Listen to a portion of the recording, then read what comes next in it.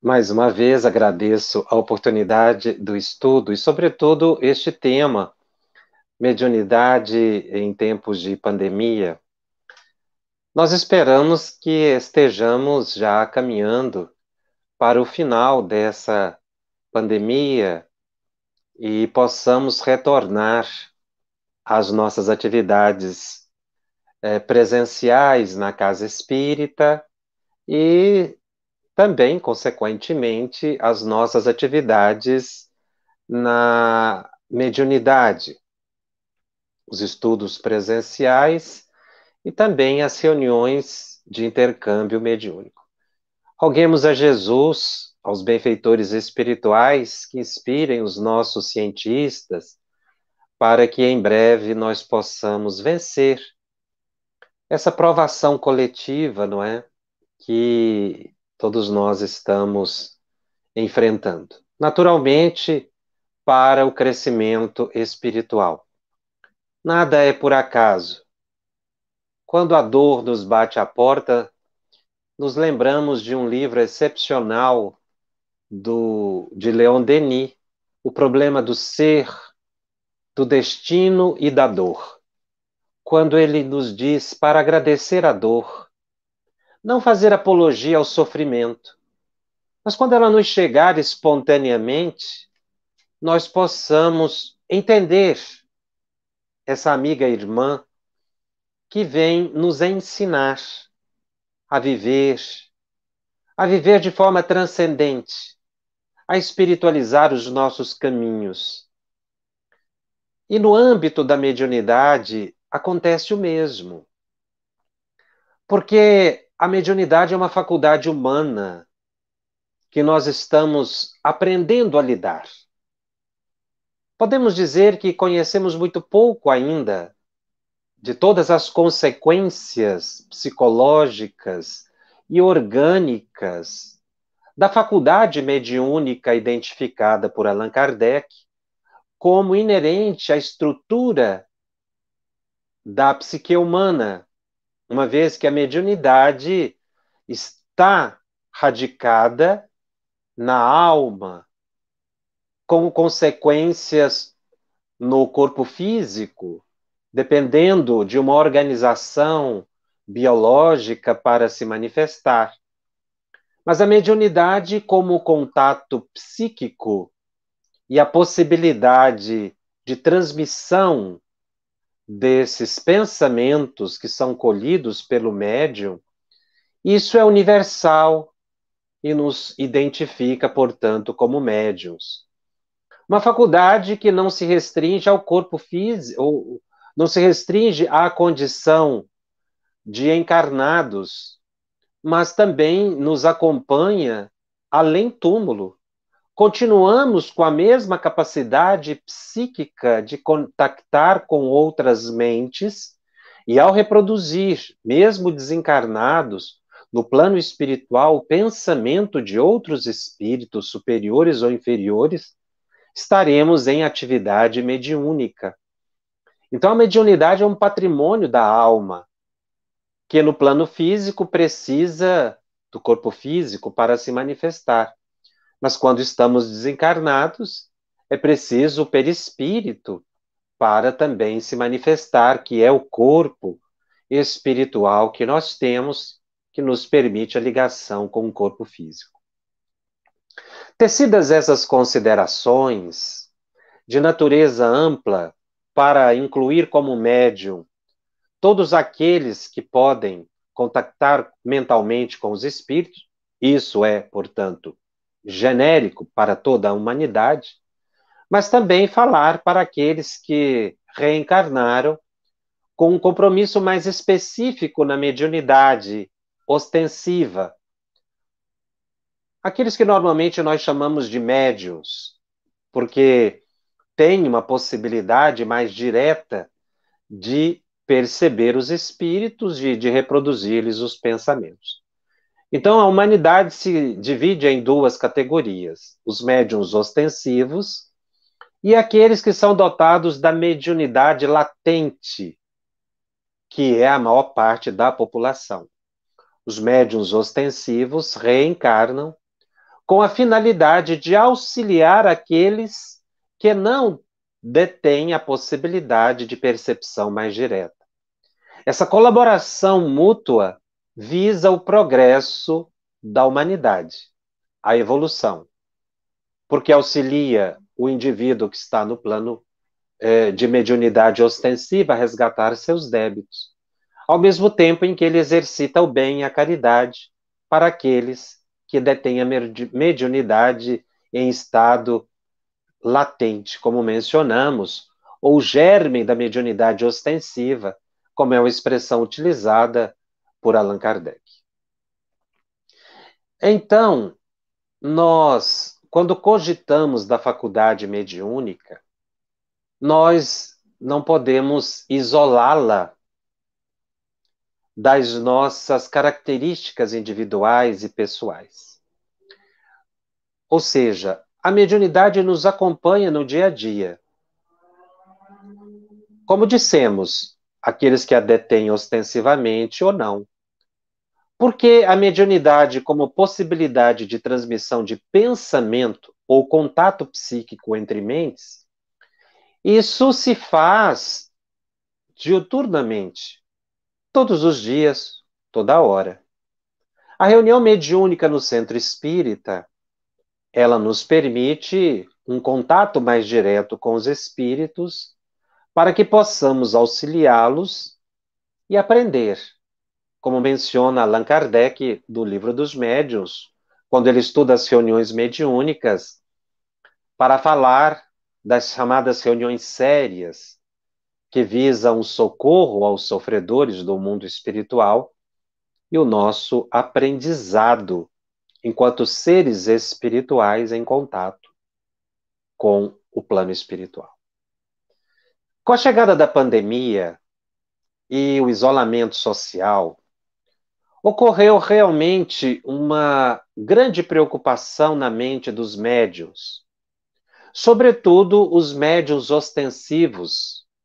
Isso chegou para todos aqueles que lidam com mediunidade. Nós observamos uma preocupação geral em todos os médiuns de religião que lidam com espíritos.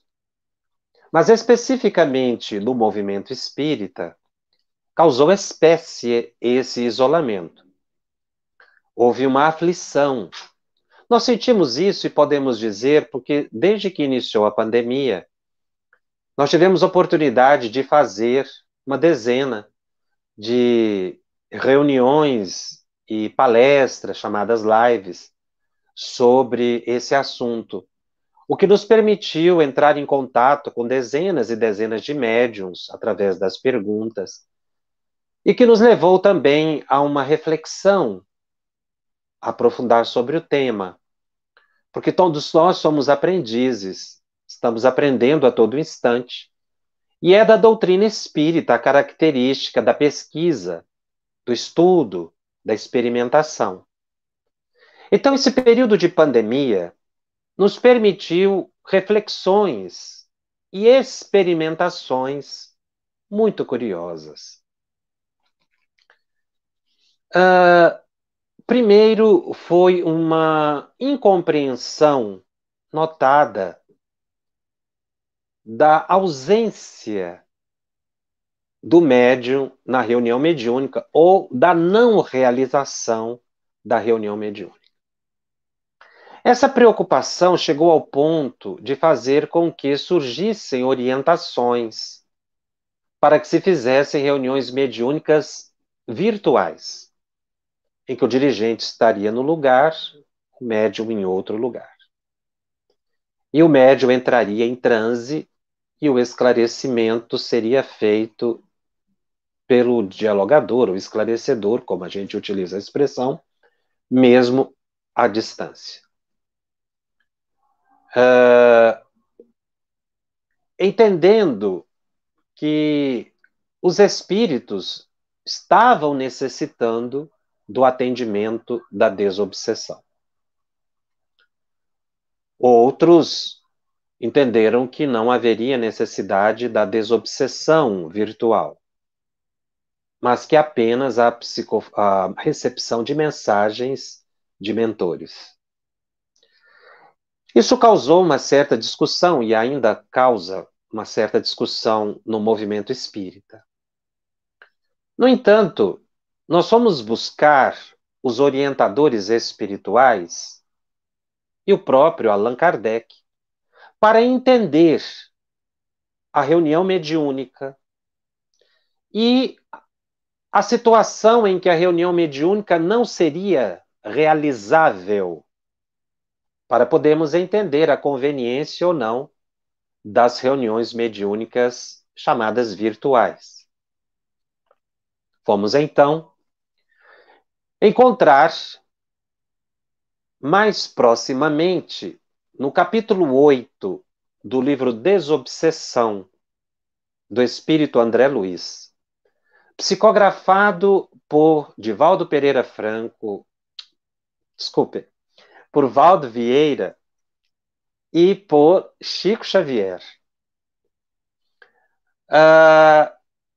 Nesse capítulo, o espírito André Luiz, escrevendo através desses dois médiuns excepcionais, fala algo muito interessante. Ele fala sobre a ausência justificável nas reuniões mediúnicas. E escreve literalmente que é a ausência justificável para reuniões mediúnicas, para participação, não é? Na reunião mediúnica, a ausência justificável do médium ou de qualquer participante da reunião mediúnica, as epidemias. E coloca logo em seguida a palavra gripe. O benfeitor espiritual, médico, e escrevendo através de dois médiuns excepcionais, teve uma visão epidemiológica há mais de 70 anos atrás, que é extremamente curiosa.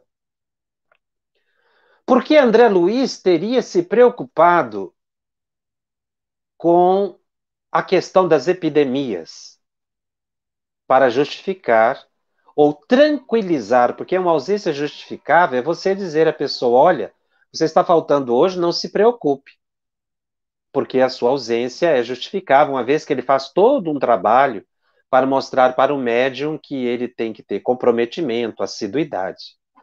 Então, quando o benfeitor espiritual diz, vocês têm uma ausência justificável, ele está dizendo que você fique em casa despreocupado, vá se cuidar de sua saúde, recuperar e evitar naturalmente transmitir a contaminação. Ora, pensar isso há 70 anos atrás é ter uma visão transcendente, realmente, uma visão médica epidemiológica. Não é só de um médico qualquer, é de um epidemiologista. Por quê?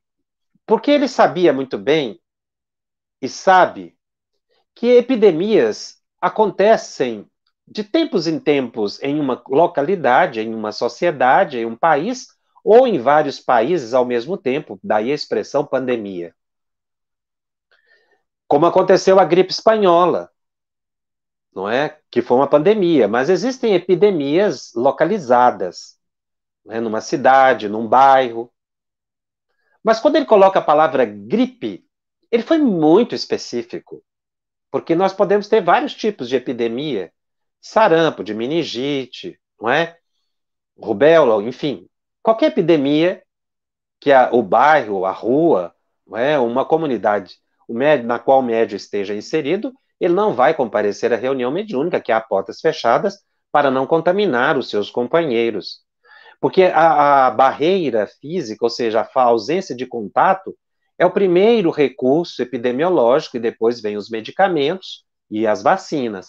Mas a primeira coisa é o isolamento social. Isso é de lógica científica. E o espírito André Luiz usou essa lógica científica, que é também um preceito espírita ou de respeito às normas científicas, no caso as sanitárias, para que nós possamos, dessa forma, evitar qualquer propagação de enfermidade. Mas a visão epidemiológica de André Luiz foi realmente de vanguarda. Ou seja, ele sabia muito bem que nós poderíamos ter a qualquer tempo uma outra onda de epidemia, localizada ou mundialmente disseminada, como poderemos ter de futuro, não é? Porque ainda estamos nos corpos físicos. Esta vai passar, com certeza, e poderemos, numa geração ou noutra, enfrentar outras epidemias, até que a humanidade compreenda bem o sistema imunológico, a questão de higiene e outros aspectos que cada doença que surge e se espalha traz muitos aprendizados para os cientistas e para a população. Isso é crescimento. Então, quando André Luiz fala que a ausência é justificável, obviamente, nesse caso, a reunião mediúnica tem que ser suspensa. Está embutido aí uma série de informações. A primeira é de que a reunião mediúnica não precisa ser realizada. E que os benfeitores espirituais não vão encaminhar para junto dos médiuns os espíritos sofredores do mundo espiritual que necessitam de manifestar para serem esclarecidos, que não seria um contrassenso. Então, quando nós buscamos alternativas, sobretudo as virtuais, para a realização das reuniões mediúnicas, achando, ou no entendimento, de que os espíritos precisam do médium para a manifestação dos sofredores espirituais, é não entender o processo de desobsessão, que não se faz somente com a manifestação de espíritos.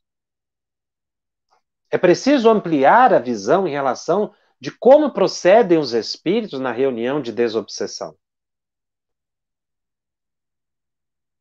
Então, quando eu encontro uma alternativa virtual e passo as reuniões mediúnicas para dentro dos lares, eu crio problemas sérios para o ambiente doméstico.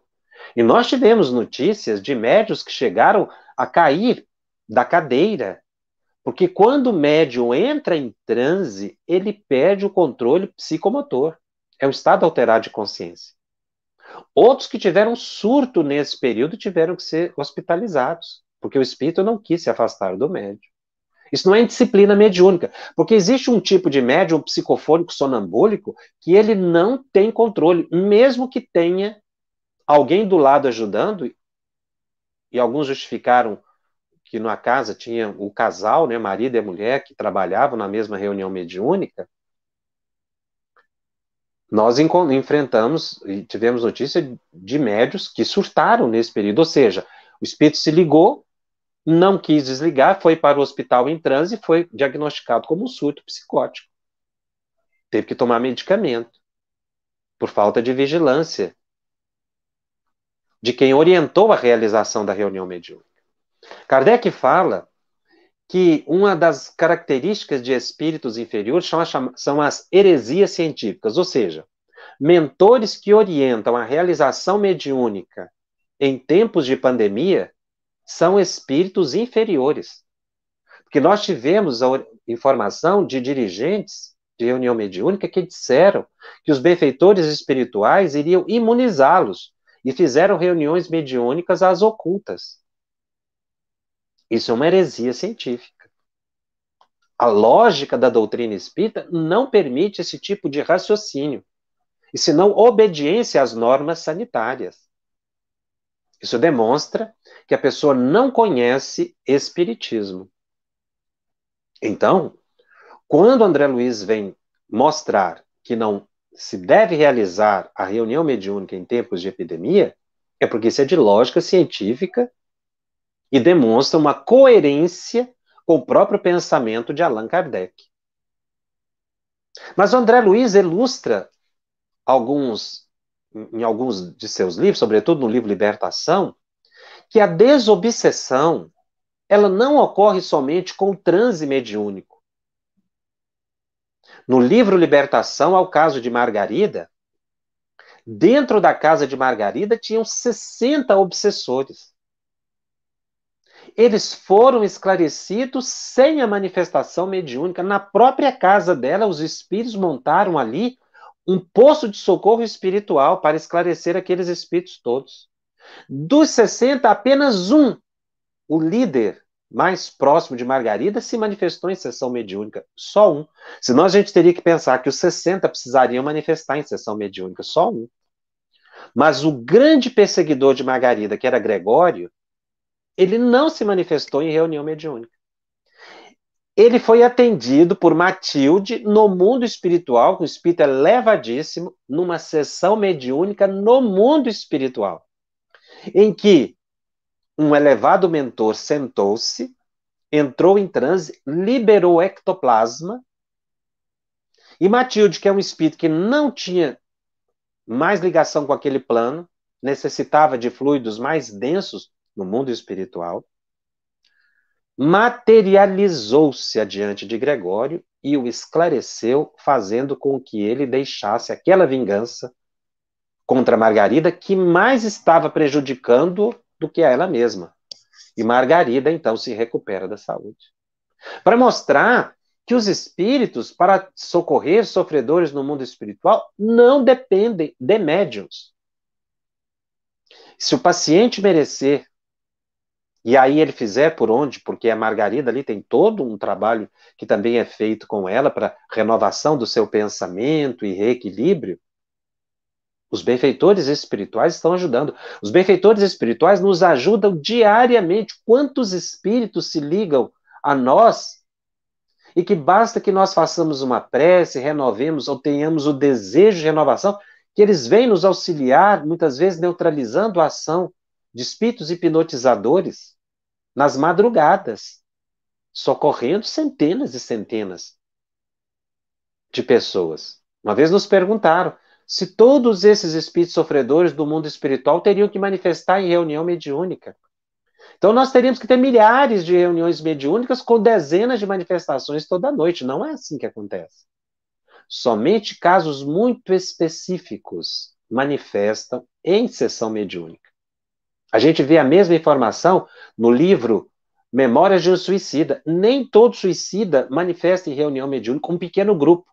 Aqueles que não se despertam no mundo espiritual, porque a finalidade do transe é despertar o espírito para a realidade em que ele está. Seja ele suicida, licântropo, obsessor, aquele que vinga, aquele que é sofredor no mundo espiritual, que não sabe que desencarnou.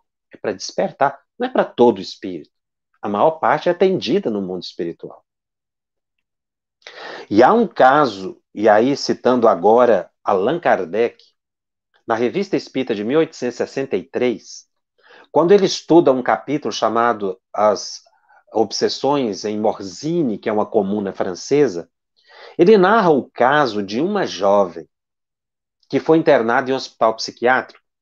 E o grupo de Allan Kardec, na Sociedade Parisiense de Estudos Espírita, recebeu uma carta a pedido de um amigo distante, que fazia um pedido que a sociedade, os companheiros de lá, intercedessem em função de uma senhora que tinha sido internada num manicômio, hospital psiquiátrico, sanatório, hospício, como era chamada à época, completamente enlouquecida. Eles não eram espíritas. Ela tinha se casado há pouco tempo, desequilibrou-se, não é? E foi internada. Então um amigo pede socorro a Allan Kardec. Allan Kardec submete o pedido aos benfeitores espirituais. E qual foi a orientação recebida por Allan Kardec? A primeira coisa que a gente pensaria é que Allan Kardec recebeu orientação para que aquele espírito fosse naturalmente evocado, quem estava perseguindo. Mas a resposta que Kardec obteve dos benfeitores espirituais foi surpreendente e nos abre um viés de reflexão sobre a desobsessão. Primeiro, os mentores disseram a Allan Kardec que aquela senhora foi internada porque ela ficou muito revoltada com o casamento. Ela foi obrigada a casar. Ela não queria casar com o rapaz. E obrigada, ela se desequilibrou psiquicamente e se ligou, segundo a expressão de Allan Kardec, a uma multidão de espíritos. Então não era um espírito só que estava obsidiando aquela mulher. Havia uma multidão de espíritos obsidiando-a. E nós precisamos entender que, à época de Kardec, a psiquiatria ensaiava os seus primeiros passos. Poucos pacientes se curavam, muitos desencarnavam dentro do hospital, muitas vezes por causa do tratamento, porque ainda não se entendia a doença mental, não tinham medicamentos. Então eram duchas, eram choques, ou tratamentos até mais graves, eram correntes. A pessoa, muitas vezes, com uma perturbação psíquica qualquer, ficava muito pior dentro do hospital e até desencarnava. E os mentores disseram isso a Allan Kardec. Se ela continuasse ali, o estado dela ficaria muito mais grave, porque a medicina ainda não sabia da existência dos espíritos e não tinha medicamento apropriado para tratar como nós temos hoje, não é? Que a psiquiatria avançou muito. Então, internar num manicômio naquela época era uma situação muito grave. As pessoas demoravam muito, anos às vezes, a se curar. Então, eles esclareceram que ela estava ligada a uma multidão. Mas qual foi a orientação que os benfeitores deram a Kardec? Que ele escolhesse 5 ou 6 colaboradores e eles fizessem orações por um breve espaço de tempo, todos os dias, por um período curto. Ali, Kardec não menciona quanto tempo, fala que foi um período curto, que eles deveriam orar todos os dias por um período curto. 10 minutos, 15 minutos, 20, meia hora, não ficou esclarecido isso. Então, o Allan Kardec fez isso, escolheu um grupo e eles começaram a orar. Orar, porque os espíritos disseram que a prece tem uma força magnética que levaria grandes benefícios àquela jovem internada no manicômio. Com menos de 30 dias, ela teve alta. Ela ficou completamente curada. Isso foi, para a época, com certeza, um feito extraordinário. Com menos de 30 dias, uma cura. Raríssimo. Basta se estudar a história da psiquiatria, como Michel Foucault, por exemplo, que você vai ver que os casos não eram tão simples assim de serem resolvidos pela estrutura manicomial dos hospitais psiquiátricos. Então, quando Kardec narra esse fato, ele abre um outro leque de percepção de desobsessão, porque essa revista aqui é de 1863. Ele já havia publicado o Livro dos Médiuns, ele já estava preparando, inclusive, não é, textos analisando problemas da obsessão, que é o que ele faz quando ele estuda as obsessões de Mozzini. Ele estuda vários episódios, vários casos. Esse nos chama a atenção, porque ela estava ligada a uma multidão de obsessores. E foi curada com preces. Mostrando que a prece de um grupo tem mais eficácia do que de um indivíduo só. Isso é algo que ele fala no Evangelho segundo o Espiritismo.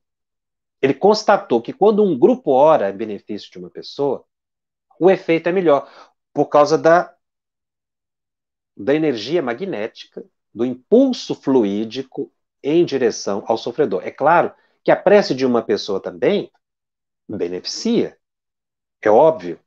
Ele esclarece muito bem a eficácia da prece. A pessoa que ora em benefício da outra, a prece que intercede em benefício do que ora, tem grande poder para a recuperação do sofredor. Mas ele sugere que a gente ore em grupo. Mas para que a oração em grupo tenha eficácia, é preciso que o grupo tenha uma harmonia muito grande. Mas a prece coletiva causou uma desobsessão.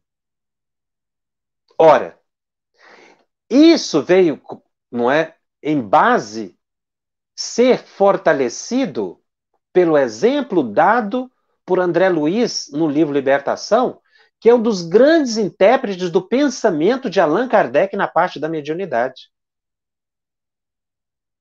Chega a obra de Allan Kardec, até a obra de André Luiz, a subsidiar no próprio entendimento de Allan Kardec.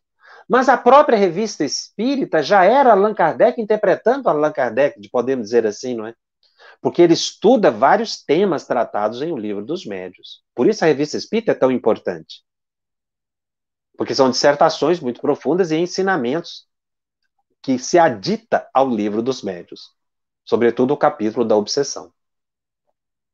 Então, nós, trabalhadores da área da mediunidade espírita, precisamos entender que quando fazemos uma oração a benefício de uma pessoa, ela está recebendo benefícios curativos e desobsessivos. Isso faz com que nós aumentemos a nossa fé. É a fé raciocinada. E aí Allan Kardec vai mostrar que o nosso pensamento impulsiona os fluidos, atua na mente do desencarnado e do encarnado em conflito obsessivo, renovando-lhe as energias, e com as energias renovadas, o pensamento se reequilibra. E, naturalmente, ali não fica esclarecido, mas é óbvio, na revista espírita que nós estamos mencionando, no caso dessa senhora internada, ali não fica esclarecido a ação dos espíritos junto dos obsessores daquela mulher. Nós vamos entender com o exemplo de André Luiz, quando ele vem dizer que a casa de Margarida tornou-se um posto de socorro para aquela multidão também de desencarnados que estava ali obsidiando aquela mulher. Então, o exemplo que André Luiz dá, tantos anos depois, tem ligação umbilical com esse caso tratado por Allan Kardec. Porque os espíritos que atuaram através de Chico Xavier e Valdo Vieira até então, foram espíritos da própria falange do Espírito de Verdade. Porque Emmanuel, que o grande coordenador da obra de André Luiz, junto com o Dr. Bezerra de Menezes, é um dos espíritos da codificação. Então, esses exemplos dados por André Luiz não são exemplos aleatórios.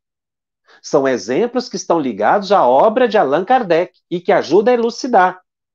Então, faltou no caso narrado por Allan Kardec, faltou os espíritos dizer como é que foi o trabalho no mundo espiritual, né? E é André Luiz quem vai dar o exemplo agora. Que eles montaram um posto de socorro. Obviamente, eles montaram um posto de socorro naquele hospital psiquiátrico para esclarecer aquelas dezenas de espíritos que estavam ligados àquela mulher para que ela pudesse se curar em 30 dias, ou menos de 30 dias. Foi um trabalho hercúleo dos espíritos, que a gente entende quando estuda o Libertação. São duas obras que têm uma ligação. Tem um caso de André Luiz, de Allan Kardec, narrado por ele, que vem ser elucidado pela mediunidade ímpar de Chico Xavier, por isso que nós não podemos dispensar autores espirituais que têm concordância com a obra de Allan Kardec e que vêm elucidar o pensamento de Allan Kardec. Porque senão, a nossa capacidade intelectual muitas vezes é diminuta para alcançar a grandiosidade das obras básicas. Kardec tem parágrafos que são depois desdobrados em capítulos inteiros da obra de André Luiz, por exemplo, mas também de Emmanuel, de Manuel Filomeno de Miranda, de Ivone do Amaral Pereira, para dizer apenas desses três médios, de Valdo, Chico e Ivone, os grandes médios que nós tivemos contato mais próximo. Mas nós temos também intérpretes da obra de Allan Kardec encarnados, como foi Leon Denis, Aksakov, Belane, Bozano, que ajudaram a entender o pensamento do codificador. Porque o pensamento do codificador, a gente diz do codificador, mas é o pensamento dos espíritos através de Allan Kardec. Então nós precisamos ampliar a visão sobre o que é desobsessão. Então nós vamos entender que quando um grupo de radiação, o grupo que faz as reuniões de radiação, a área do atendimento espiritual do centro espírita, quando eles estão orando para uma família, está ocorrendo desobsessão. E a desobsessão coletiva que ocorre na reunião pública, que a gente não considera. Tanto é verdade que muitas pessoas dormem em reunião pública, em centros espíritas. André Luiz vem explicar que são os obsessores dessa pessoa que a impedem de ouvir a palestra. Que a impedem de ouvir a palestra. Porque a palestra pública no centro espírita é desobsessão coletiva. E o trabalho preventivo às obsessões, que ocorre também em reunião pública. Nós podemos citar a evangelização infanto-juvenil. É um trabalho de profilaxia, prevenção de obsessões. Então, a palavra obsessão, ela se refere a toda ligação desequilibrada de nossa mente com um espírito. Todas as vezes que a nossa mente se liga a outra mente de forma perturbada, houve obsessão. Isso de encarnado para encarnado. Uma pessoa que tem ciúme da outra. Isso cria um vínculo psíquico que é obsessão. Quando uma pessoa tem ciúme da outra, e alguém conversa com o ciumento, ou com a pessoa que sofre o ciúme, e a pessoa entende a ilusão do ciúme, houve uma desobsessão. Porque a obsessão acontece de encarnado para encarnado. A obsessão ocorre também de encarnado para desencarnado. Quando uma esposa chora o marido desencarnado, ou vice-versa, o marido sofre com a desencarnação da esposa, ou de um ente querido, um filho, uma mãe.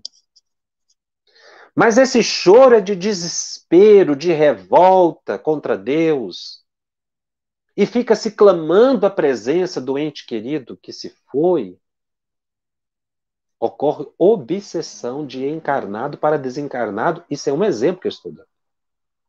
Muito comum. Então, quando a gente chega para a pessoa que está sofrendo em casa a perda de um ente querido,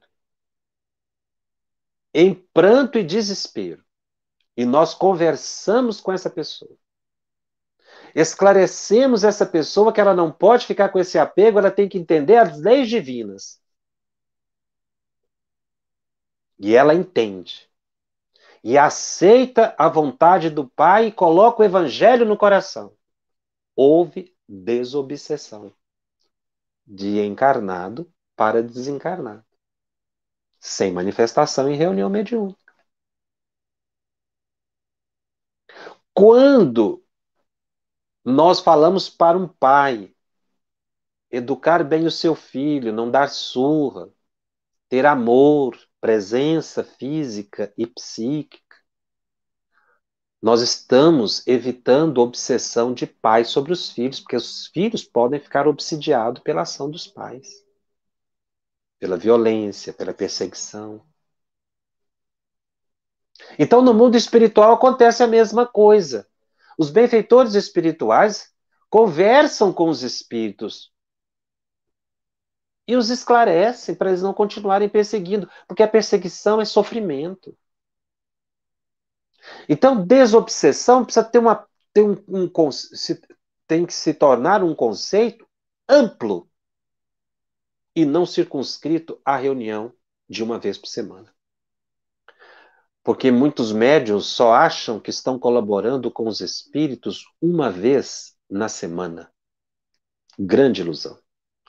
Tem pessoa que é médium ostensivo e que pensa que age mediunicamente apenas 2 horas na semana. Hoje é o dia da reunião mediúnica, hoje é o dia de eu ir para o centro. Então hoje eu me visto de médium. Grande ilusão. A sua mente não desliga dos espíritos nem um minuto. Você continua atuando com os espíritos, só que não em transe. Alguns ficam hipnotizados a semana inteira, viu? Médiuns invigilantes, indisciplinados. Então, ter a visão reducionista de que prática mediúnica acontece em reunião mediúnica é um engano, porque se pratica mediunidade no cotidiano. É claro que eu não vou entrar em transe. Então, nessa época de pandemia, nós tivemos a oportunidade de repensar reunião mediúnica, repensar o trabalho do médium. Eu preciso confiar mais nas preces. Eu preciso aprender a orar para as pessoas, aprender a orar para o meu lar e saber que eu estou esclarecendo espíritos, que o passe está sendo transmitido à distância, que se pode fazer evangelização. Uma pessoa que ouça uma palestra virtual e que modifique o pensamento, houve uma renovação psíquica, houve uma desobsessão. Então, quando muitas pessoas, às vezes tem palestras virtuais de 200 pessoas assistindo, quantas ali se renovam, os lares são beneficiados. É claro que tem palestras obsidiantes, nós temos que saber selecionar. Porque nos levam à degradação, à crítica, falta de amor, mas quando fala do evangelho, por mais simples que seja, há uma renovação. Então, nesse tempo de pandemia, nós estamos sendo convidados a repensar a prática mediúnica. Porque a nossa prática mediúnica estava circunscrita à reunião mediúnica. Nós notamos a angústia dos médiuns. Parece que os médiuns não sabem viver sem reunião mediúnica. Os médiuns espíritas não podem ter essa aflição. Isso é falta de estudo. Essa angústia da ausência da reunião mediúnica é falta de conhecimento. O médium vai na reunião mediúnica para servir aos sofredores. E no cotidiano, ele trabalha diuturnamente o seu desenvolvimento, a sua educação moral, a sua transformação interior. Quer dizer, eu não preciso de reunião mediúnica para desenvolver mediunidade, porque todas as vezes que eu me educo, mudo o meu jeito de ser e de pensar, eu estou desenvolvendo através da oração, da meditação, e trabalhando a mediunidade mais importante nesses tempos, que é a intuitiva. Quem aproveita esse tempo de pandemia para estudar, para meditar, quando voltar à reunião mediúnica, vai voltar muito mais equilibrado. Então, esse tempo de pandemia nos levaram a uma reflexão. Quanto existem pessoas dependentes de reunião mediúnica? Ficaram desequilibradas sem a reunião mediúnica. Por quê? Ausência de estudo. O dirigente não estava orientando adequadamente. Que a pessoa precisa aprender a entender que a mediunidade lhe acompanha no cotidiano. Eu sou médium 24 horas por dia. E não só 2 horas na semana, e o resto das horas da semana. Eu estou fazendo o quê? Eu continuo em contato psíquico. Então, a ação mediúnica cotidiana ela é muito mais intensa. E a gente pode ajudar muitas pessoas. Se você conversa com uma pessoa no telefone, faz uma irradiação no grupo, né? Orações coletivas, isso causa um benefício muito grande. Isso não deverá acabar, inclusive, depois da pandemia, porque muitas pessoas estão sofrendo à distância. Esses aparelhos ajudam. Até a concentração, porque quando a gente vê o outro, facilita. Mas eu não posso fazer a reunião mediúnica, entrar em transe, porque aí desequilibra. Falta o aparato, o lar falta o aparato espiritual. Allan Kardec tirou as reuniões mediúnicas das casas, senão ele não tinha fundado a Sociedade Parisiense de Estudos Espíritas. Ele evoluiu o pensamento daquela coletividade e agora tem grupos tentando voltar as reuniões mediúnicas para dentro de casa. Para dizer que isso era da época de Kardec. Falta de estudo. Kardec nunca estimulou reunião mediúnica em casa. Ele constatou um fato. Mas com a Sociedade Parisiense, ele evoluiu o pensamento. Isso a gente vê também com o André Luiz, no Desobsessão, tirando a reunião mediúnica dos lares. O assunto ele é bastante vasto, nos leva a muitas reflexões, mas realmente nós podemos perceber que o médium espírita, depois desse tempo de pandemia e de isolamento, ele está convidado a repensar o que é mediunidade na vida dele. Ele precisa entender, eu sou médium, estou trabalhando com benfeitores espirituais todos os dias. Quando eu oro, quando eu vigio o meu comportamento, quando eu disciplino as minhas emoções, quando eu converso dentro da minha casa, e agora com a flexibilização, quando eu entro em contato com as outras pessoas, eu estou ajudando o mundo espiritual. E não dependo da reunião mediúnica. Então, o grande estranhamento foi não fazer reunião mediúnica. As casas espíritas vão agora repensar suas práticas mediúnicas, para a gente não ter essa ansiedade, para entender que desobsessão é um trabalho permanentemente nosso. Agradeço a oportunidade que a nossa irmã Darlene nos dá e devolvo